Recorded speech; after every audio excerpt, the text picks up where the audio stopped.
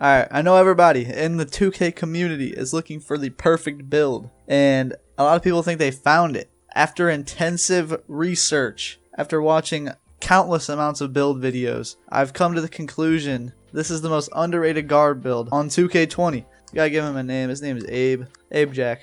Alright, so you're going to want to go point guard. Actually, I'm going to go left hand because I'm a lefty IRL. So when you watch all your favorite YouTubers, 9 times out of 10, if they're a guard, they're picking this. They're picking this pie chart right here. It's going to give you some shooting and some dribbling, right? Lackluster defense, lackluster inside. With the build that I'm about to present to you, I think it's been pretty overlooked just because of one little number. You're going to want to go to this pie chart right here. The one that focuses on shooting and finishing is the one you're going to want to pick. It'll bring up your physical profile, and you could do this one right here because you're going to get 88 speed, but look at your vertical is 78. That is not good because one of your 2 strengths for this build, well, one of your 2.5 strengths for this build is dunking. So why would you do that to yourself? Why would you give yourself a 78 vertical? That makes no sense. So here's what I'm going to do. Look, you have 88 speed here and 78 vertical. If you go down to this right here, you're taking away 4 speed from yourself in exchange for 13 vertical. So if you do the numbers, you know, I know speed's pretty important and all, but like, you're going to be dunking on people.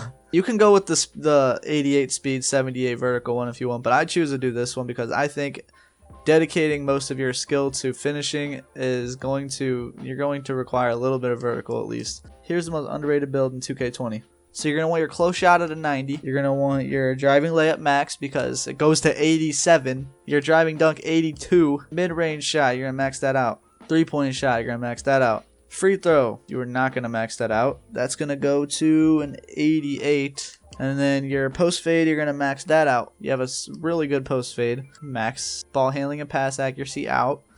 And then your post moves, you're just going to put it up to 52. That way you get 15 playmaking badges. This build is extremely balanced. I was trying to find a way to fit some interior defense in because Mike Wing says that the higher your interior defensive rating is, the more you affect shots in the paint. And you know, there is such thing as a slasher. So you're not just going to go up against only sharpshooters. A lot of people think, oh, I'm a guard, I'm not supposed to be playing defense in the paint. But well, if you get taken to the hole by a slasher, what are you going to do? Just die? I was trying to put defense on, but unfortunately it does not fit. You do want to put on some perimeter defense, though. Max that out. You want to max out lateral quickness. And you're going to want to max out your steal. You're going to want to put your defensive rebound to 56. You have 2 extra points, and you can't really get an extra badge anywhere else. But you probably want to put in close shot just to max it out. So this is the finished product when you're done putting in all the attributes. You're going to have a 90 close shot, an 87 driving layup, 82 driving dunks. So you're going to get contact dunks. You're going to have your mid-range max, your 3-point max, and you're going to have a little fader on you just in case you need a little bailout. That's okay to have one of those. That 82 ball handling is going to be fixed by lowering the wingspan. Look at the badges. Look at the total. You get, oh god, 30, 51, 56 badges. You get 56 badges. I just want to pick built because I know I'm going to drop my weight down, so I don't want to look like a twig. If I pick anything else, I'll look like a twig. If you want to, if you're ballsy enough to go this short, you can get 87 speed or 87 ball handling to speed boost, but you would have to be 6'2".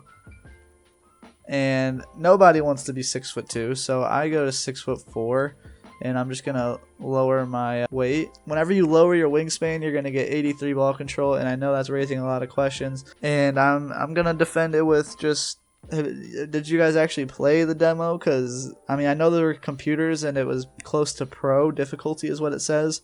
But I feel like speed boosting is kind of different in this game. I feel like you don't actually get like a huge speed boost out of your dribbles, like out of a size up or something. You don't really get a huge speed boost out of it. So the only thing that 86 ball control really allows you to do is momentums, basically. Also, quick first step and tight handles, stuff like that will help you be able to get around people. This is more of a scoring build than it is a creating build.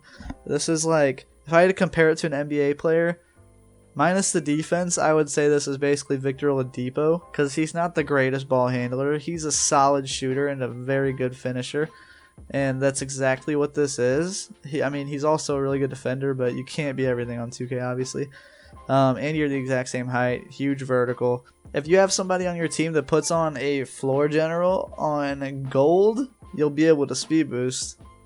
Or momentum. Speed boosting really isn't a thing, and from what I've seen, I've played like 9 games of this demo, and I've practiced and dribbling for lots of time with Curry and the 2KU.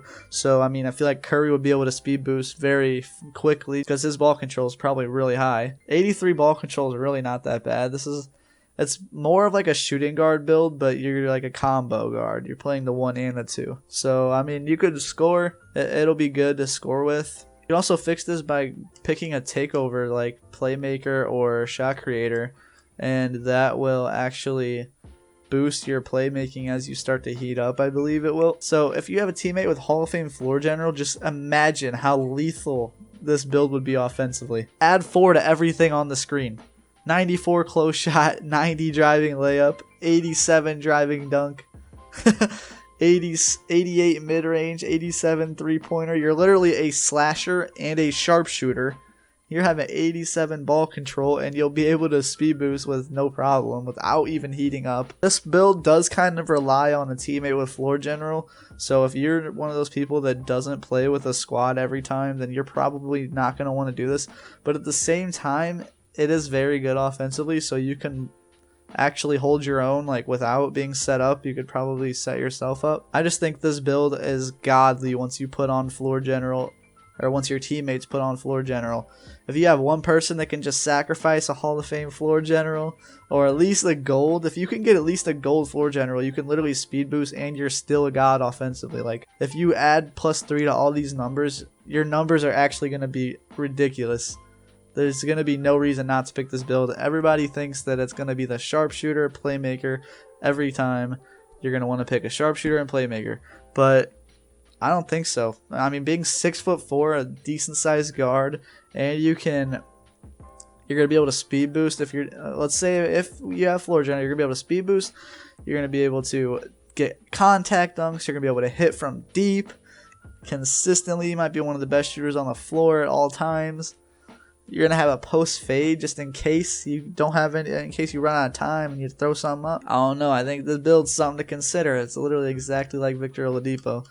I would recommend going with a playmaker or shot creator badge, because a playmaker badge would help you get around. Like, you know, you'd be breaking people off, obviously. You'd be able to get around them and then use your huge attributes, your huge scoring attributes to actually finish. That's gonna do it. Leave a like if you enjoyed. Please fucking do all that shit. Alright.